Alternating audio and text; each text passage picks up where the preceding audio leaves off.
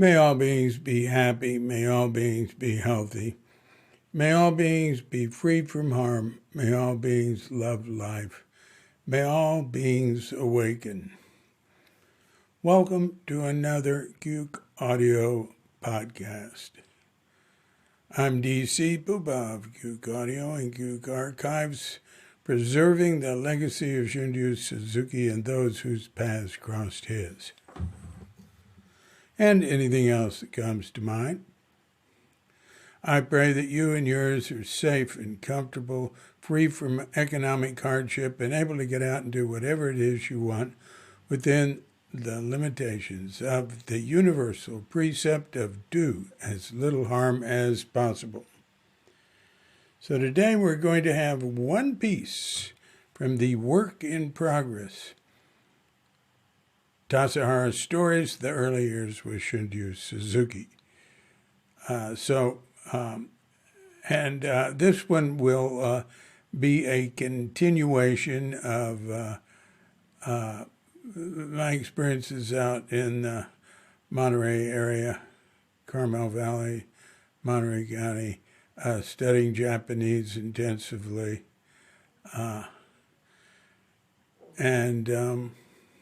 So we'll get right into that as soon as we've had our pause to meditate. So when you hear the bell, if you feel like it, hit pause and meditate or whatever for as long as you wish. And when you're finished with your meditation or whatever you wish, hit unpause and we will arrive back at the exact same time. Hit the bell to end the meditation or whatever. And then we'll get right into the next piece from Tassajara Stories.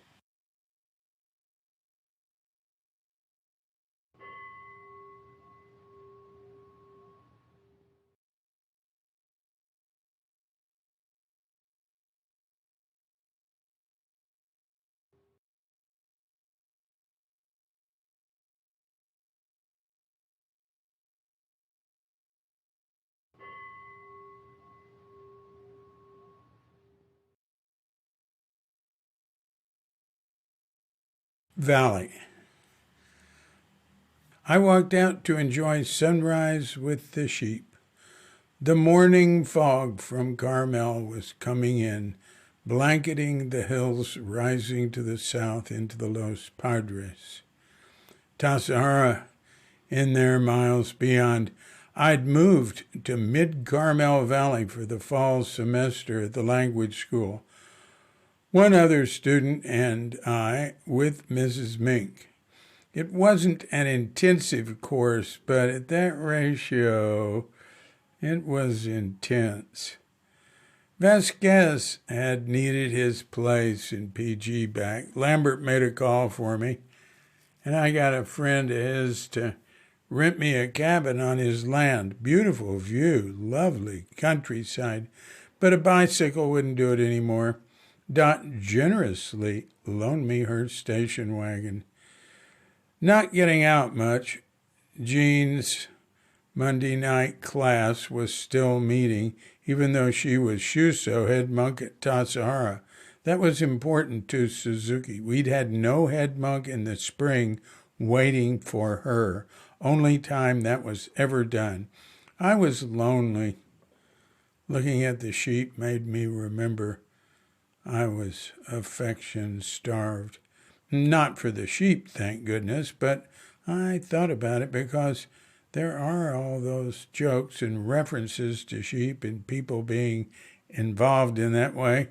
Once when a group came to Tassajara on horseback, Jerry Fuller made the comment that he wondered if the horses were stump broken.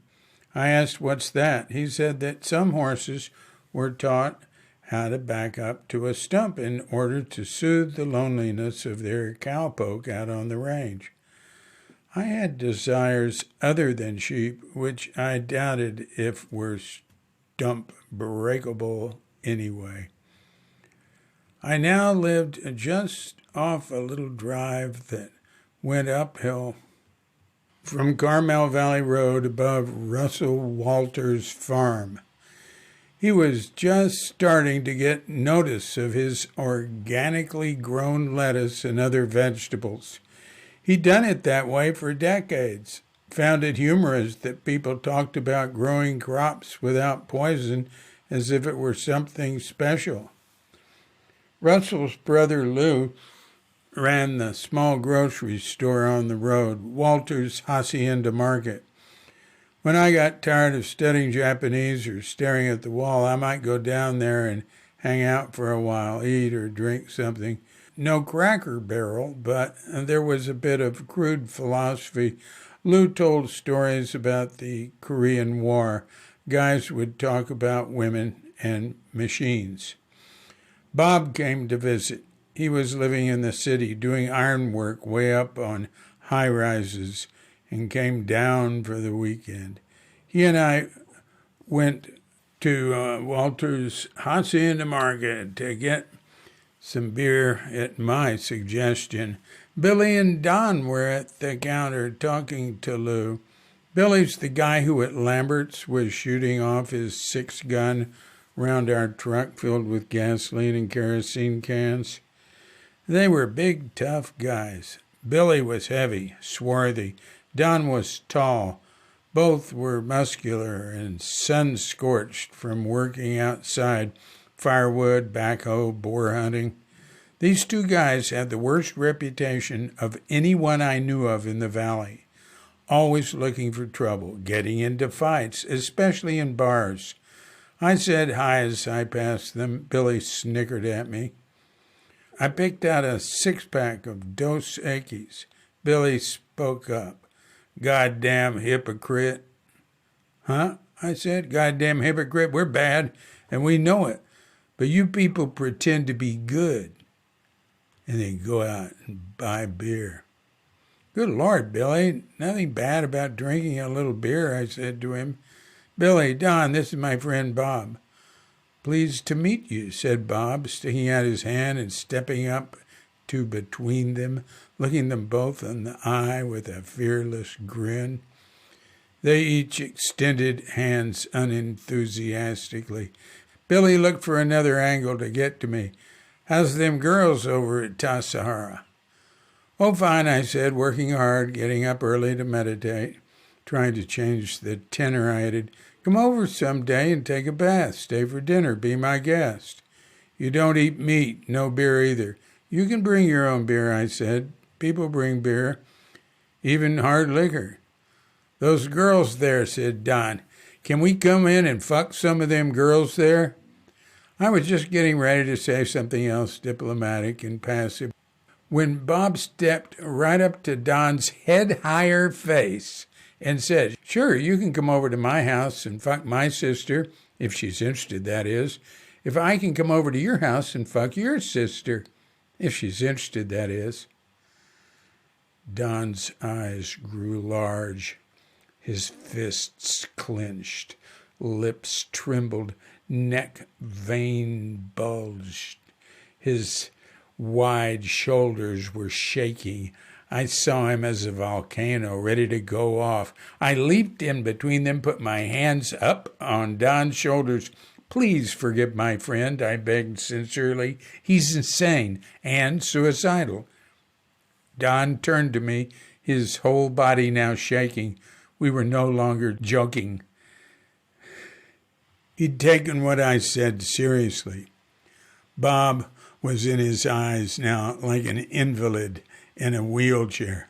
Okay, he backed off and almost crying uttered, "But my baby sister is the sweetest little girl in the world, and I understand," I said. Threw some money on the counter for Lou, who'd been watching silently, and pulled Bob out of there. Back home, Bob chastised me for interfering with his exchange. He said he was going to take care of it himself and didn't appreciate my intrusion. Really? I thought I'd just saved your life. There was an attractive older woman who lived up the hill in a small cabin. I was 25 then. She was 29, did tarot and massage. We'd say hi. One day she knocked. We talked. She was acting friendly. We walked up to her place. She suggested we go to a dance club in Carmel. Okay. She got dolled up. Drove her there. She got out of the car, went ahead of me to the door. A man met her there. They embraced, went inside. She didn't even wave goodbye. I just got in the station wagon and drove back to what I called home for the time being. Was losing my enthusiasm for studying and being alone there. Nils dropped by on his way into Monterey from Tassajara. Getting all worked up talking made us want to indulge in the usual conversational aids. Walked down to Lou's Market and bought coffee and rolling tobacco. Nils had a sharp intellect, and despite his first impression as a cursing sailor character, was well read, better than I was in English. He was not primarily into exhibiting his erudition. Philosophizing and making psychological, social, and spiritual practice-oriented observations were his calling, and making them firmly his style. "What does Suzuki Roshi teach?" he asked me, with his firm voice that told me whatever I said would be pounced on. "The nature of mind," I said. "No," he said. "Actually, there's no such thing as mind." I remember his words exactly. "Okay," I said, "tell me." "Precepts. That is what Suzuki Roshi teaches. Just listen to him. Everything he says gets down to how to conduct oneself, how to be, how we live together in such a way as to be enlightened. And where does his right attitude, right practice, right insight come from? From Zazen. Not from memorizing rules and trying to follow them. Without Zazen, we will inevitably fail and fall. The precepts are not written." "The ones that are written have some use," I said. "They warn us of areas of behavior where we've got to pay attention and be careful." No, careful, mindful, careful. Sounds like some nervous person who doesn't know how to be mindful. Come on, taking care, being mindful, they're the same thing, Nils. Then, turning playful and grinning, "You said that because you don't understand the profound way of the Buddhas." And then we'd laugh, drink more coffee, and roll another couple of cigarettes. While in the midst of this deep exchange, got a knock on the door. It was Richard Baker. He'd been in Japan for a year, sent by Suzuki to study Zen and Japanese culture. Had been there since October of '68. With Jenny and their daughter Sally. Was back in the States for a short while. Now was on his way to Esalen Institute in Big Sur to do a workshop with Bill Kwong. We grilled him about what it was like in Japan. He loved Japan.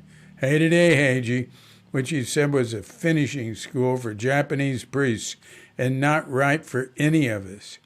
He'd been sitting at Daitokuji, a Rinzai temple, studying with Kobori Roshi. Said he was living near Myo Shinji, and the abbot there, Mumon Yamada, was an impressive Roshi with the same sort of feeling that Suzuki had. Talked about how Japan, and especially Kyoto, was filled with fascinating intricacies, like a thread shop that sold only purple thread, over 500 choices. 1,000-year-old cemeteries, and the most modern electronic equipment, artistry expressed in so many different ways, from the old in temple architecture and no play to the new in gadgets and TV ads, T-shirts with shocking profanity and senseless messages in English.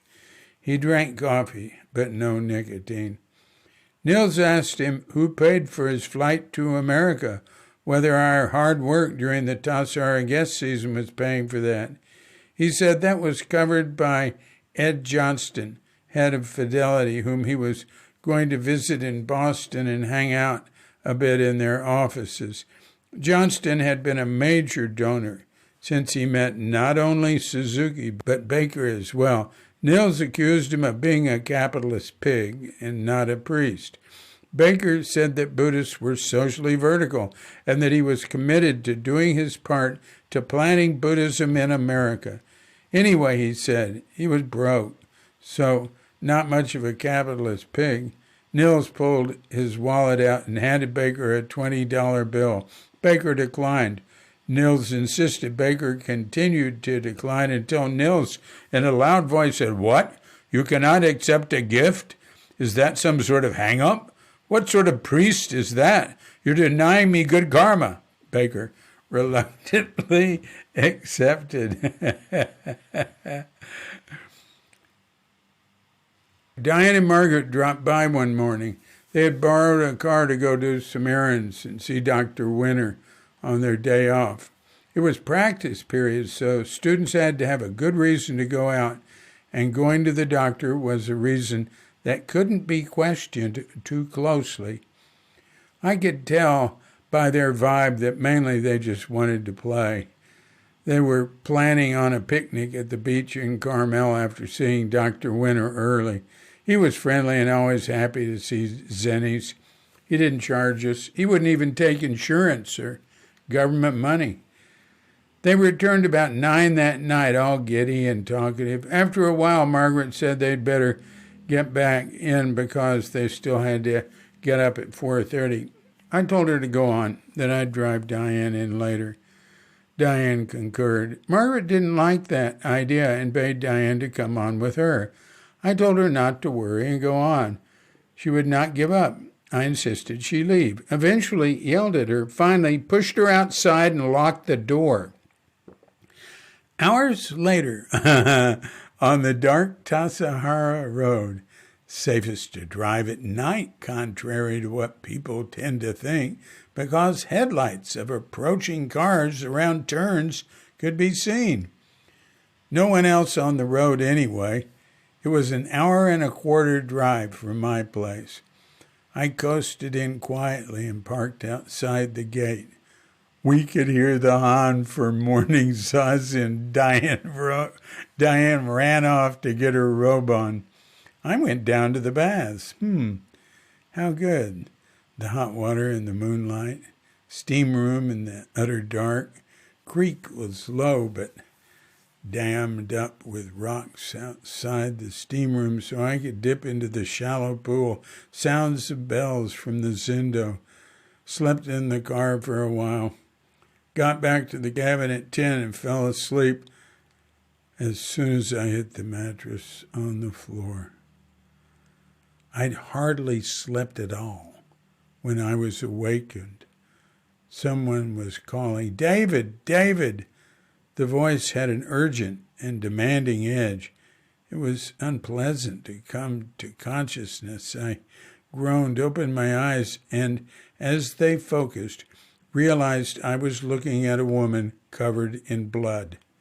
She kept calling my name.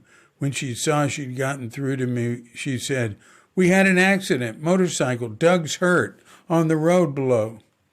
It was Pat. Thoughts raced by quickly. How did she know where I lived? She was totally covered in blood. Doug's hurt. Good Lord. He must be about to die. I still had my clothes on, helped her down to lie in the bed, not worrying about the blood, ran down to the road. Doug was okay, sitting on his motorcycle, mussed up. "Where's Pat?" he said. He drove me back up 100 yards or so to my place.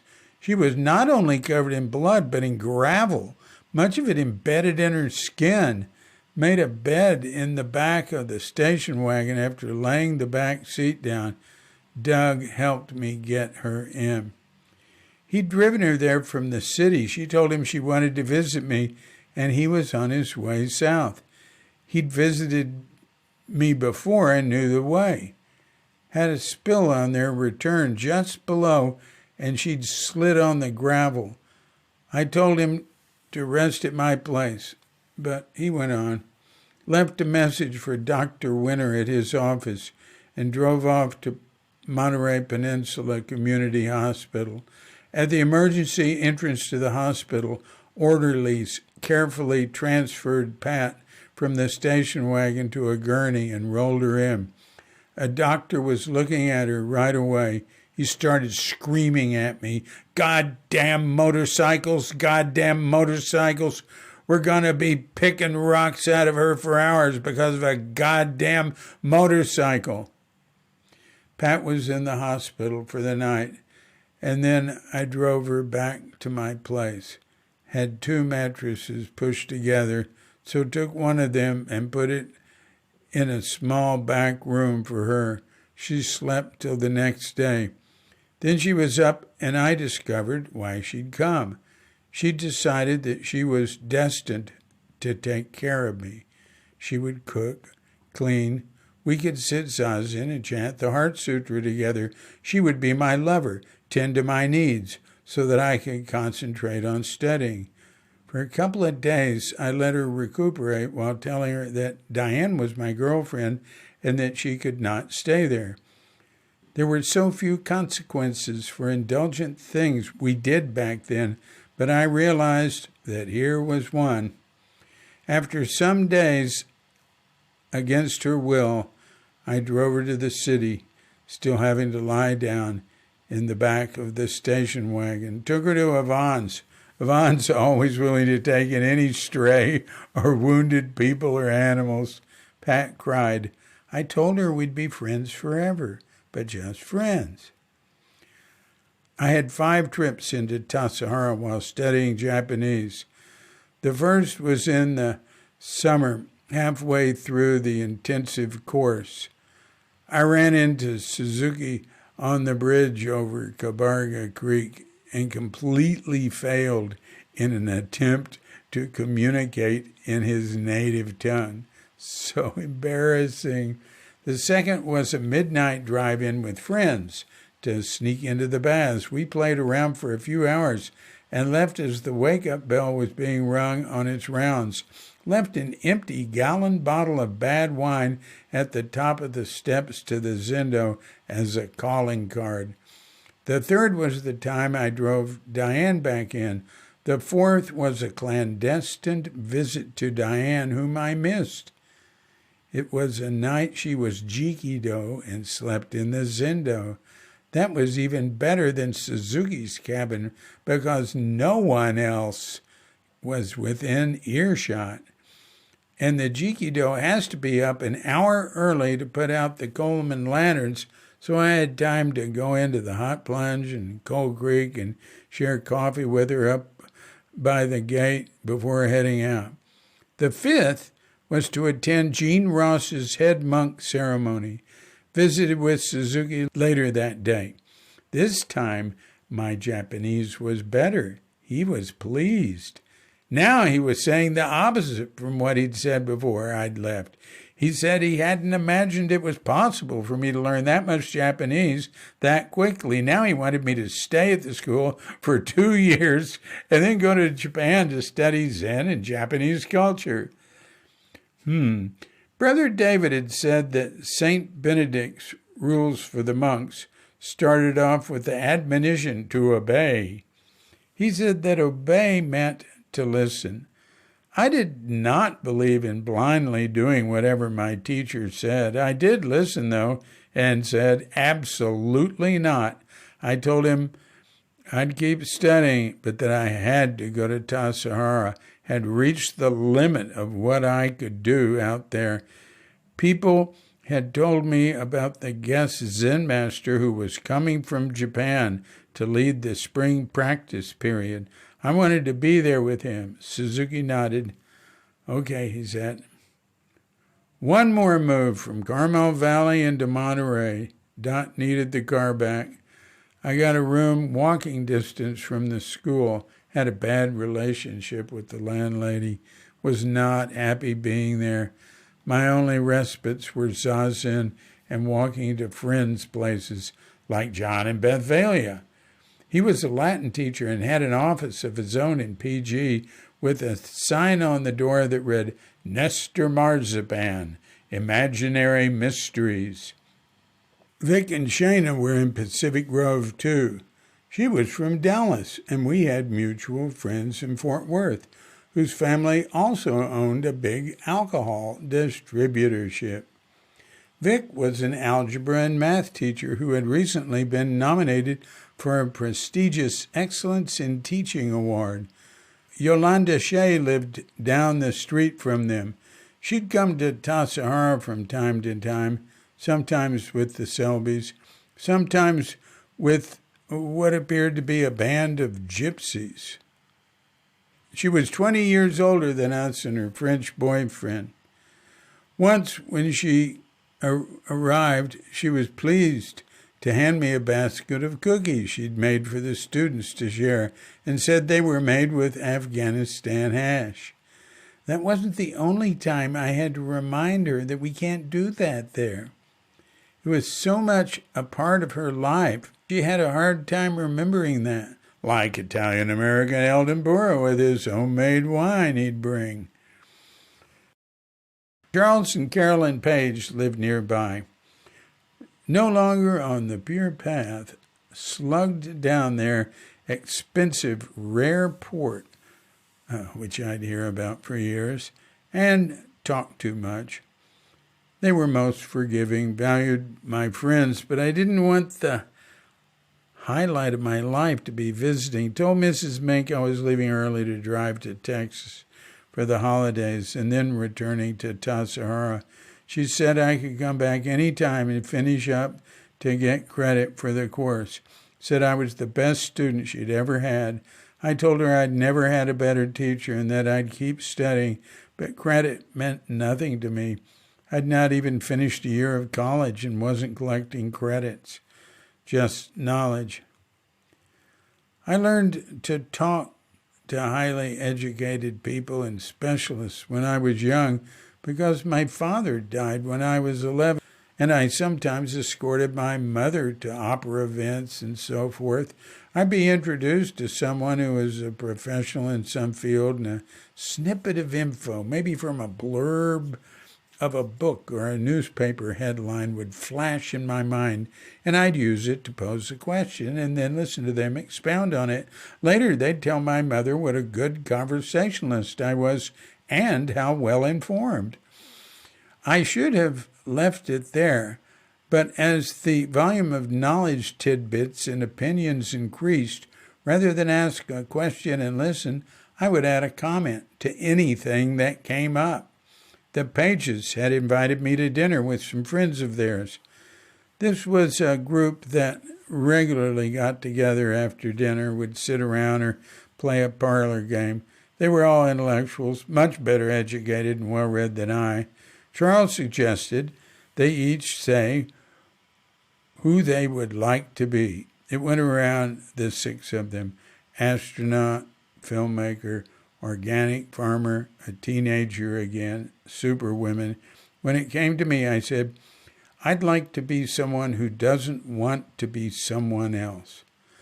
Later, Charlie kindly spoke to me about not one-upping everyone like that. He said that no matter what comes up, I seem to know something more interesting than what the person who brought it up has said. I told him I know just what he means, and I'll pay attention to that habit and try to rein it in. I said I'd read the Reader's Digest every week when I was in elementary school, and I recall reading about the gift of the gracious heart, and said it's about just that sort of thing. Norman Vincent Peale talked about it. Thinking of others' feelings first, not having to have the last word. Let the other person have the upper hand. Japanese are pros at it. Suzuki Roshi is too. You did it again, he said, laughing.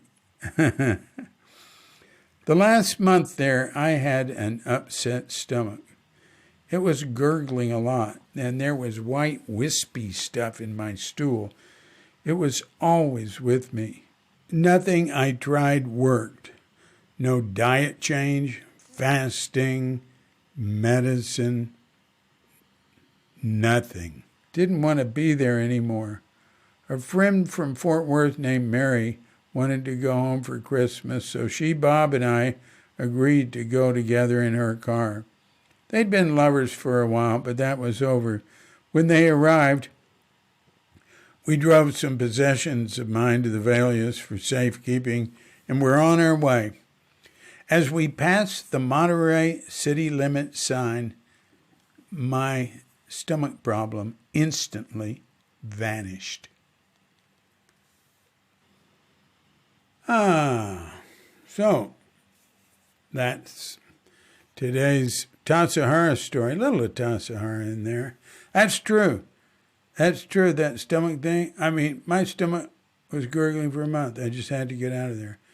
And man, I swear, when we drove, I saw the sign, that said, like, you're leaving Monterey, or maybe you're entering Seaside, or one of those things. And just instantly, bang, it was gone. And I've had other experiences like, it's nothing I can do on purpose. It's just something that happens. Wow. I'll be bringing up another example of it toward the very end of Tassajara Stories. So this has been a Cuke audio podcast. And before we sign off, I'd just like to give a shout out to our sponsor, which is you, our dear listeners. For the Cuke engines run on donations. Not much of a profit business, including the publishing. So if you're so moved, you want to do your bit to keep this thing running, just mosey over to Cuke.com, hit the donate link, go to the donate page, and it'll show you how you can send a check or make a PayPal donation, or become a subscriber for as little as $1 a month. Now, it's very easy to do, and I think you'd find it a satisfying and rewarding experience. So, until next time, this is DC Poobah of Cuke Audio and Cuke Archives, coming to you from Sleepy Sonora, with Doggette Bandita, Feline Cuchita, and dear lovely Katrinka. And we're wishing you and yours and all of us a grand awakening.